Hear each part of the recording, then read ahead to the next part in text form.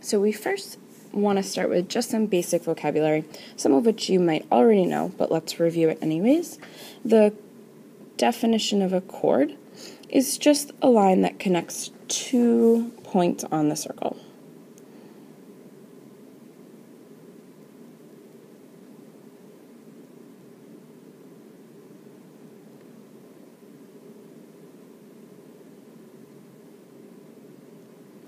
A diameter is just a very particular chord that goes through the center of the circle.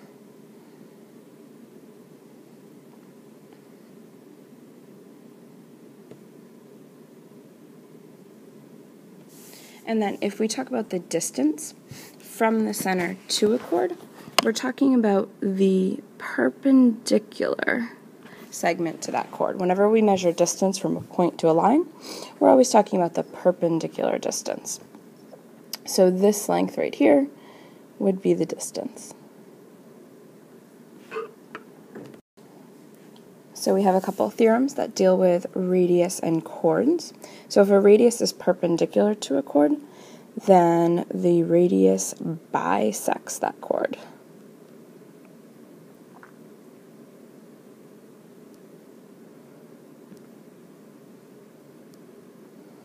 So in our picture, this segment and that segment would be congruent.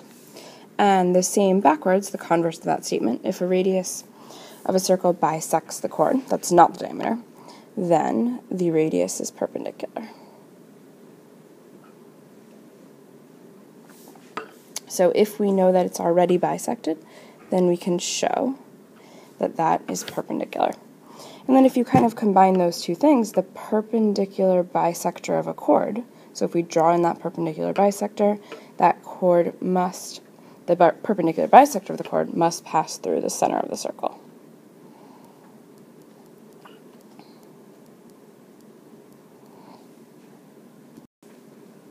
A couple more theorems about chords. If two chords are congruent, then they must be the same distance from the center of the circle.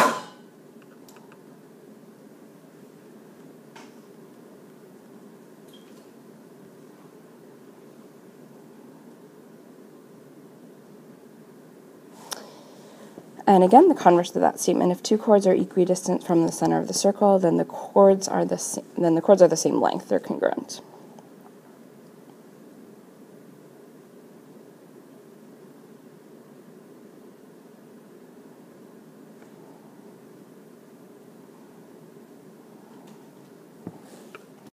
So remember, when we're measuring distance, if I said that OA and OB were the distance, then these angles would be right angles. And I'll leave that proof for you.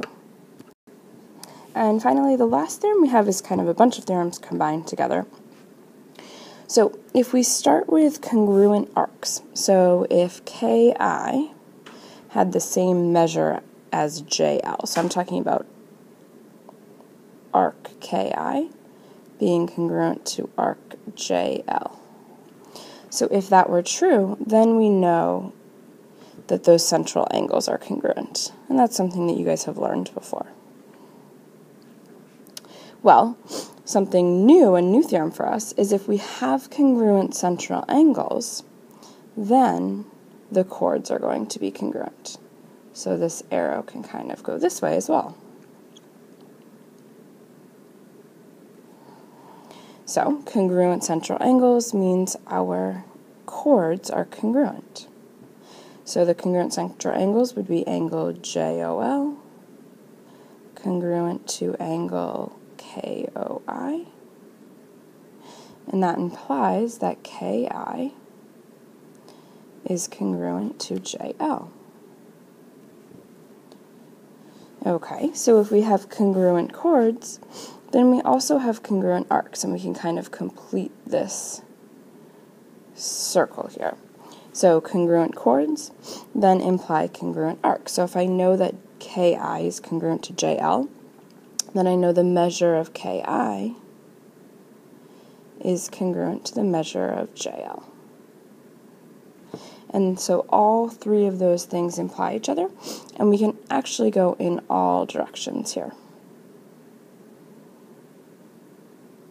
So all three of these statements can prove each other.